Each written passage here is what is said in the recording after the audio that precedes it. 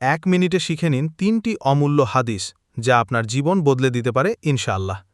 প্রথম হাদিস, ইন্নামাল আমালু বিন্নিয়াত, নিশ্চয়ই সকল কাজের ফল নির্ভর করে নিয়তের উপর। সহিহ বুখারী 1। আমাদের কাজের মূল হল নিয়ত। সঠিক নিয়ত ছাড়া বড় বড় আমলও আল্লাহর কাছে গ্রহণযোগ্য নয়। দ্বিতীয় হাদিস, লা ইউমিনু আহাদুকুম হাত্তা ইউহিব্বা লি আখিহি মা ইউহিব্বু লি নাফসিহি।